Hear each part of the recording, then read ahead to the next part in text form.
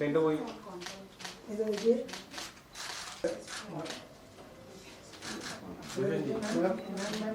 यार अजीत सर ये आपका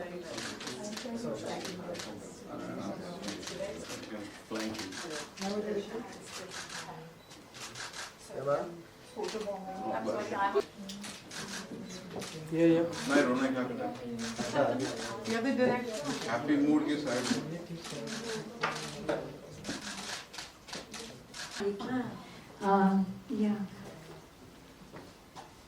ज़्यादा बात नहीं होती. Yes, I've been aware of this for a very long time because I did some work with the mentally disturbed women years ago, and I know because I lived. I'll just give you a brief background. I went into the mental ward because I was working on a script. That's what took me there, and I went for 3 days. And I thought thoda homework karke aa jaungi, but it made me stay there for 23 days because I just got, I just got involved with what was happening to the women there. I came across so many women. It was such a taboo. Treatment ho jata hai. They are given a green chit. They are ready to go home. Treatment ho gaya, but family se koi aa hi nahi raha lene ke liye because they don't want to.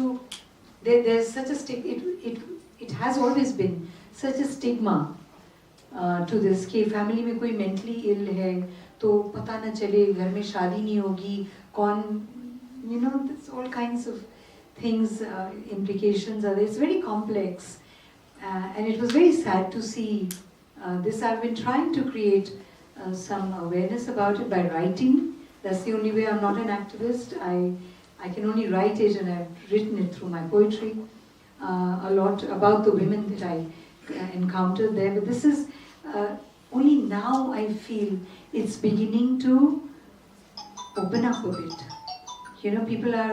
People are feeling okay, little bit beginning to feel okay talking about it and saying, well, I've been feeling low. I went through depression. I'm going through, this kind of disturbance and I need help. It was such a difficult thing to even acknowledge that I need help because I don't mind. My head is not straight. I'm having trouble in my head, and so that has been my experience. आपको लगता है कि महिला को सामने से आकर इस पर खुलकर बात करनी चाहिए? बिल्कुल और अब हो रही है. पहले भी हुई है, but it wasn't out in the open. It wasn't. I mean, there have been organizations who've been working towards this for a long time. It's not just कि अभी ये नई बात नहीं है, लेकिन अभी थोड़ा सा उसकी acceptance होने लगी है. People जिनकी family में कोई history नहीं है, कुछ नहीं है, they are also identifying their dark periods as periods of being mentally traumatized or disturbed or तो उसमें फिर कई जेनेटिक चीज़ें आ जाती हैं. बहुत है. It's not just कि a situation disturbs you so you're going through depression. It's not just that. It's a medical thing also which she'll be able to explain much better. लेकिन अब much better. I mean, I feel this is a good time to address these issues. And now we are open to it, and that's why a film like this could happen now and not earlier. Thanks to Pushan, I'm glad that he had this little history with his grandma. I had this little thing with my mother's reference, and somehow things got put together. I mean, it just has to happen at a time. Yeah. To be really honest, I think my writing and my painting has helped me stay afloat through those dark phases. I just tried to, I knew at that time that this was back when I was going through periods of, depression. This was back in the 90s, when it's second half of the 90s. And at that time, I just didn't think कि मुझे psychiatric help लेना चाहिए या कुछ. I've been a student of abnormal psychology, which I studied in New York one of my major subjects was that. So I was observing myself constantly, and I knew how I can deal with it is by expressing myself through any of my creative outlets, and that will help me. So I think वो एक तो artist के साथ वैसे भी होता है, थोड़ा डार्क पीरियड आता है तो क्रिएटिविटी थोड़ी surface कर जाती है ज़्यादा, you know, because you use it. It happens both ways. You can consciously use it, or you unconsciously you become more productive in your creativity. So I think I was able to observe myself. I could see that I'm going down.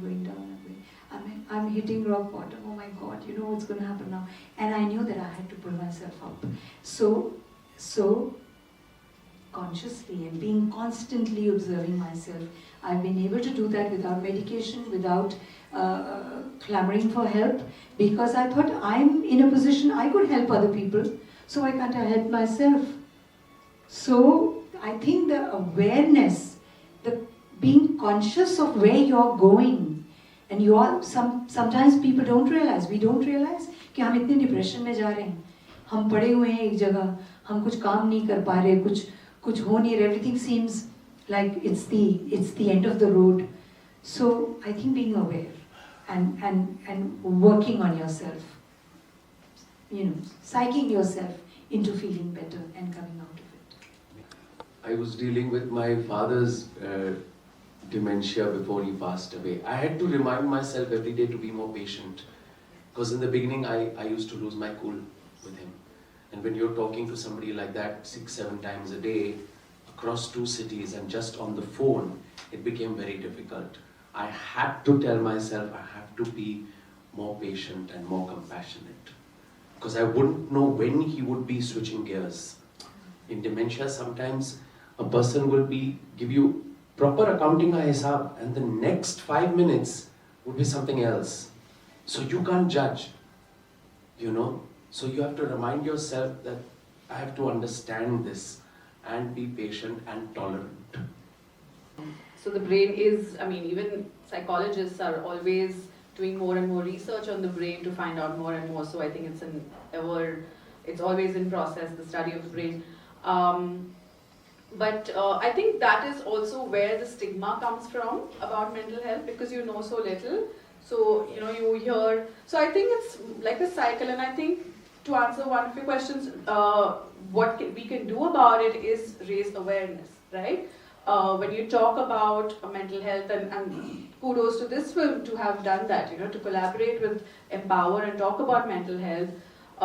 When you talk about it more is how you can then normalize it, then you can get to know more, you learn more. Like ma'am was saying, she was aware of what was happening to her, like Raju said. And caregiver burnout is also something very real. It's also something that, we deal with in mental health. Because it's not tough, it is tough being a caregiver as well. So I think the first thing is to start bringing out awareness. Like for example, it's not incurable. Mental health issues do have a cure. Some might need lifelong medication. Some might need just a month with your therapist. So again, it's like physical health, right? Sometimes you just need like 5 tablets, and sometimes you need like a lifelong of BB medicine or something like that. So it is like that. So I think just talking about it and being more aware will then help people learn about it more and be able to express themselves, and most importantly get help when it is necessary. Yes, very right. बच्चों को भी mental health issues हो सकते हैं. First of all, as parents, उसे टालना बंद करना चाहिए. Okay, not कि नहीं ये तो होता है, ठीक हो जाएगा, तुझे थोड़ी ना problem है. Those are very common things that we keep hearing. I remember I was consulting with the hospital once, and एक बच्चे का he was a little older, but he wanted to take appointments with me only when his father was not in town, because his father would shout at him for seeing a therapist.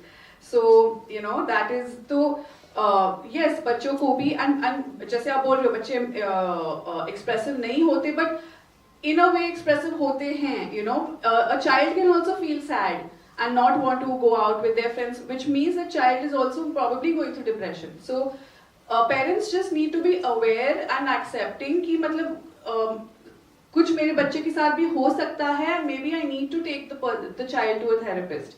You know, there's nothing wrong in that. So I think again, acceptance is the first thing, and then, you know, just looking out for those signs when a child is behaving not badly, sorry, but when a child is say acting out, बहुत गुस्सा हो रहा है, for example, बच्चे tantrum throw करते हैं, but you know, at some point of time there is a line between, you know, acting out and throwing a tantrum. So I think just awareness, and I always say, when in doubt, you know, just go take help, you know. Let the therapist tell you कि नहीं नहीं ये normal है, but it's okay. That's well done there. The thing about the music in the film is it's diegetic. That term means it's not background music. It's always either played on the television, or it's played on the cassette player, or someone singing it live, right? At no point do we have background music to tell the audience how to feel. Somehow that's not my job. Directors try to do this constantly. They give you violins and drums and tell you how to feel. My job is to present a situation.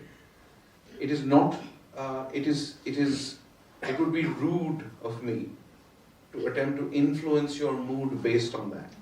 I'm trying to push the form towards that idea. I think just because we have music in the world, we've decided that this is how we're going to use it in film. You know, "Tum meri bachchi ki maan banne wali." That's really what it is. And then I know exactly what my response should be. And really, when you make a film about the human condition, which these guys have crafted so finely, right? I think that I would rather leave judgment, feeling, an intellectual response, an emotional response to people like you who have taken the trouble to watch the film. So although sometimes in a very difficult situation, a very lively song is playing on the tape deck, so it offers a counterpoint to the emotional content of the scene, which has a third layer for you. So that's quite interesting. So we're not watching Mickey Mouse anymore. We're all grown up. You know, it doesn't have to go ting, ting, ting, ting, ting, ting, ting. It doesn't have to do that, right? You could be listening to something very cheerful, and your dog could be dying, you know, for what it's worth, right? It could happen. Yeah. You know, you're driving around, you have a terrible crash, and Kishore Kumar is very happy on the stereo system. And that actually creates an interesting drama between the visual, the emotional, and the music. There's a tension, and that tension is where we live as filmmakers, and we like it. You're a filmmaker, you know what you mean. There you go. Is that useful? Yes. Okay, great. The gender is not useful to me. The relationship is. Yeah, so what inspired you to portray that relationship? What inspired me to do it? I think a lot, one of the reasons was that there's a cliche about what mothers are like. And I think there's a cliche about what relationships are like. You know, and I think we have many directors and filmmakers in a long and varied history to thank for that particular cliche, which turns into memes, which turns into expectation. And those films do wonderfully well, and they're wonderful films in their own right, but they never examine the human condition at all. In fact, one of our first meetings, Deepti ji herself, who was very erudite, very interesting, said, how can this woman be an artist, a mum from India, and be as cruel as she is to her daughter? Remember that? We talked about it. I said, and for me it was like, which garden did you grow up in? You know what I mean? And it was like, and that's when I felt that we could have a real friendship, because I felt I could bring stuff from other people's experiences that I've heard of. My mom's great, but like there are other people who have really difficult relationships. Clearly you do. So that kind of helps, because people are complicated and complex. And I think that just because you are a mother, that doesn't necessarily mean that you suddenly are some sort of Ganga Jal mein dula hua tulsi ka patta. You know what I mean? It doesn't happen. And just because you're a daughter, there are a series of expectations, but that doesn't mean you normally behave that way. You behave according to your individual impetus for that moment. And very important things happen in an instant. And those are either based on fear, cruelty, or love. Those are basically fear and love. And this film is about trying to take the position that love is a considered response and not an instinctive one. And so I just thought also women are much more fun to work with than I mean, they're just open and interesting and interested. The men are idiotic, as we have seen.